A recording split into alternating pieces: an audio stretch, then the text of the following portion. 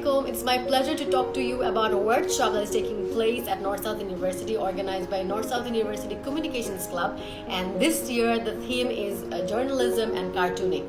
So what you'll be able to do here is for 2 days, the 17th and 18th of December at 4 p.m. at Audio 801, you can learn more about the career in journalism, which is on the 17th, and on cartooning, which is on the 18th. There'll be experts who will come and share their experiences with you. You can ask questions, you can learn from their experiences and get a bit more idea about how to have a career here.